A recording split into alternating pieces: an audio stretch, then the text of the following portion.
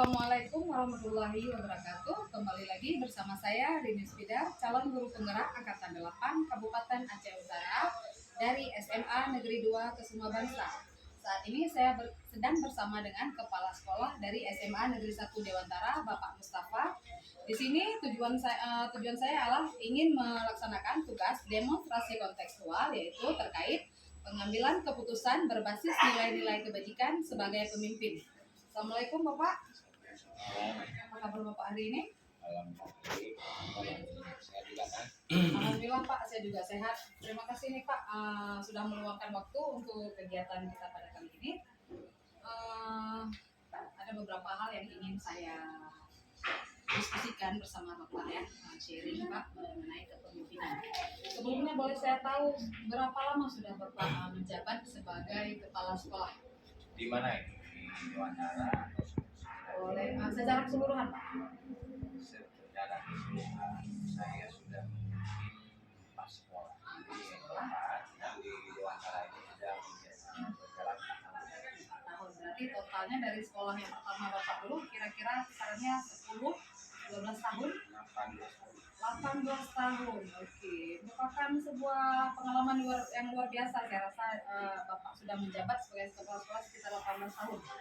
Jadi Pak, selama ini ya, bagaimana Bapak mengidentifikasi jika ada kasus-kasus di sekolah Bapak itu yang merupakan dilema etika? Saya katakanlah itu dua-duanya benar. Jadi Bapak lebih memutuskan yang seperti apa ketika Bapak ambil keputusan? Begini dong, di dalam memimpin sebuah sekolah tentu banyak persoalan-persoalan yang muncul. Apakah dari sisi siswanya, gurunya, masyarakatnya, dan warga sekolah pada umumnya. Nah, seorang pemimpin dalam mengambil kebijakan itu harus ekstra hati-hati. Karena begini, setiap kebijakan yang kita ambil itu tentu punya efek dari kebijakan itu. Nah, kita sebagai kepala sekolah tentu harus berusaha semaksimal mungkin kebijakan yang kita ambil itu harus benar-benar bisa diterima oleh semua pihak. Nah, ketika ada kasus yang sama-sama benar, yang sama-sama betul, di sini kita harus merujuk pada aturan atau kesepakatan yang sudah kita buat untuk warga sekolah. Jadi ketika sama-sama betul dari alasan yang kita kaji itu, kita harus merujuk terus pada kesepakatan yang dibuat oleh sekolah dan sudah menjadi komitmen atau konsensus bersama. Ya, semua warga sekolah. Semua warga sekolah jadi ikuti aturan atau kesepakatan yang dibuat. Dengan demikian saya yakin kebijakan yang kita ambil itu tidak akan kontroversi dengan orang-orang yang sudah kita putuskan terhadap putusan itu. Jadi sebenarnya simpel. Semua persoalan, semua masalah yang terjadi itu kita ambil berdasarkan musyawarah mufakat dan merujuk pada kesepakatan. Berarti musyawarah mufakat itu bagian dari langkah-langkah Bapak dalam Bagian mengambil dari kebijakan? langkah. Jadi sebelum kita ambil kebijakan kan kita identifikasi dulu kasusnya. Iya. Sebenarnya ini penyebab terjadinya asal muasal. Ibarat dokter ketika mau menyembuhkan kita, pelajari dulu kasusnya. Didiagnosa dulu gitu Pak ya? Diagnosa dulu apa penyebabnya, apakah dia salah makan obat atau apa. Jadi di kasus-kasus di sekolah seperti itu juga ketika muncul persoalan, pelajari dulu, identifikasi dulu masalahnya. Nah, kemudian ambil masukan dari guru-guru senior, kemudian baru diambil tindakan merujuk pada aturan kesepakatan bersama. Saya kira kalau itu yang kita ambil, tidak akan terjadi masalah dan semua pasti bisa menerima. Dan seperti selama ini saya tempuh ya seperti itu, kita selalu bangun komunikasi yang bagus, kemudian kita terus mengkaji ataupun menerima setiap masukan. Itu masukan itu berbagai macam, ada yang baik, ada yang kurang baik, tetapi kita harus bisa memfilter sehingga kebijakan kita ambil itu tidak bertentangan dengan etika atau moral yang sudah berlaku di institusi. Lalu apakah kemudian hal yang Bapak lakukan selama ini itu efektif di sekolah Bapak sehingga tidak malah misalnya gini, setelah pengambilan keputusan malah memunculkan masalah baru misalnya gitu Pak? Ini seandainya dalam keadaan sedang bermasalah. Begini, pengalaman saya ketika kebijakan yang saya ambil dia harus dikawal. Artinya harus dikawal begini. Bisa kita memutuskan persoalan harus begini. Kita jangan setelah memutuskan kebijakan biarkan, tidak. Harus ada pantauan gitu Harus ya. dipantau, dikawal sampai ini benar-benar jalan dan normal seperti biasa. Tapi kalau kita nggak pantau, kita tidak kawal itu, bisa jadi nggak berjalan, sehingga muncul lagi masalah baru. Nah, makanya setiap kebijakan yang kita ambil perlu ada pengawalan, perlu ada pantauan, sehingga ini benar-benar tidak terjadi. Jadi kalau ada kasus misalnya atau aturan apapun itu, entah itu berdasarkan masalah ataupun aturan baru, tetap harus ada pengawalan gitu Pak. Pantauan dari kepala sekolah gitu ya. Gitu. Jadi kalau nggak dimonitor atau dipantau, nggak jalan kebijakan. Akan jalan ya. Lalu ada nggak tantangan ketika Bapak memutuskan itu, tentang tantangan itu dari sekolah ataupun mungkin dari internal pribadi Bapak sendiri dalam membuat keputusan kebijakan seperti itu? Tantangannya pasti ada. Cuman kan begini, setiap mengambil keputusan atau kebijakan itu, kita yang pertama harus bersikap bijaksana. Arti bijaksana begini, kita jangan melihat bahwa orang yang kita kasus yang kita selesaikan itu tidak boleh melihat nggak enak dengan ini, nggak enak dengan itu. Tapi kita harus tetap berpedoman, harus kita merujuk pada landasan yang sudah kita sepakati. Persoalan itu tetap ada pro kontra tetap ada. Tapi ketika kita setelah mengambil keputusan kita keluar, saya rasa nggak ada lagi kita mengambil. Karena yang kita hindari yang kontranya sih Pak ya, supaya mungkin iklim sekolah itu selalu kondusif, positif gitu ya. Iya, yang penting kita mengambil kebijakan itu harus objektif. Iya, tidak mengedepankan perasaan, mengedepankan kesepakatan tidak kepentingan individu gitu ya, bukan atas manfaat untuk diri sendiri ya, kebaikan bersama ya.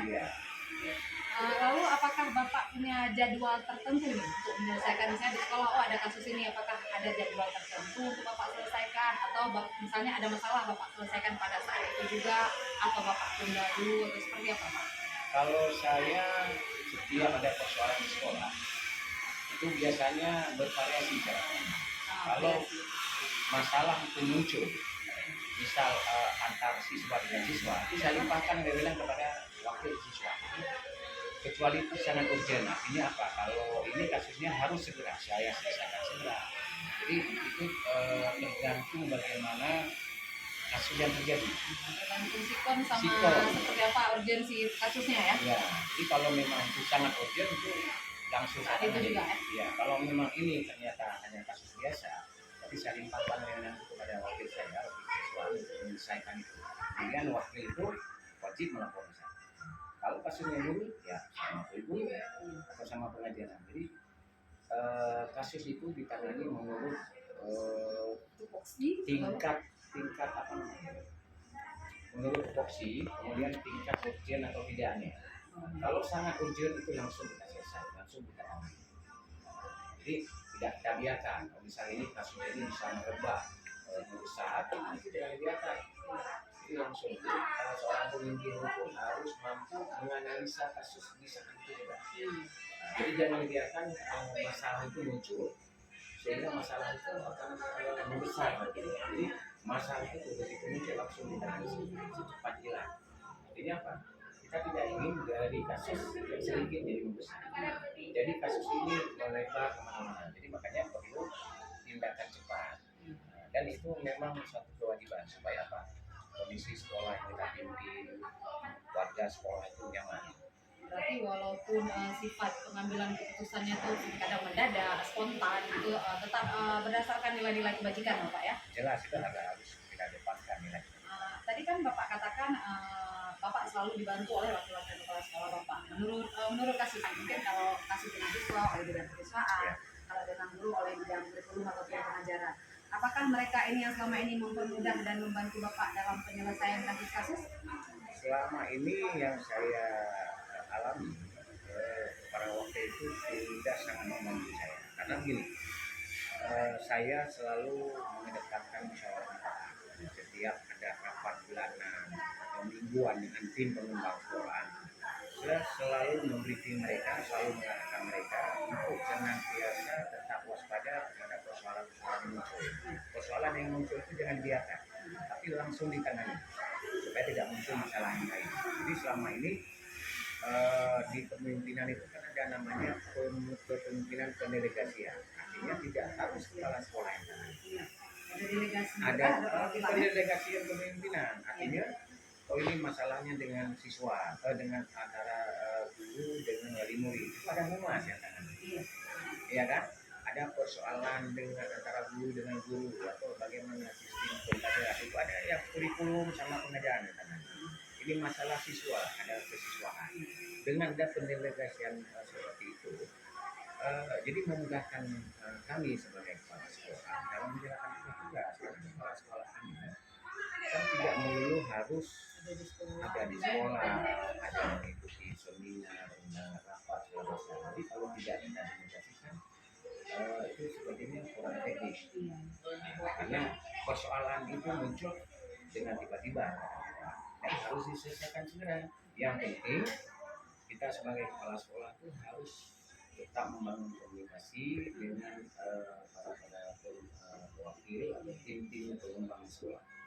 Berarti kan ketika Bapak melakukan pendelegasian kepemimpinan ini kan sama kayak pengkaderan ya. Jadi Bapak sebagai pemimpin mengajarkan bahwa guru-guru di sekolah Bapak juga untuk menjadi pemimpin, tapi mungkin di kelompok-kelompok yang lebih kecil seperti itu ya. Itu namanya kan pembelajaran. Pembelajaran kepemimpinan juga ada. Kepala sekolah ini harus mampu mengkader calon-calon pemimpin. Jadi dengan diberikan wewenang dan mereka menyelesaikan persoalan-persoalan dan mereka konsul dengan kita, itu namanya kan sudah belajar.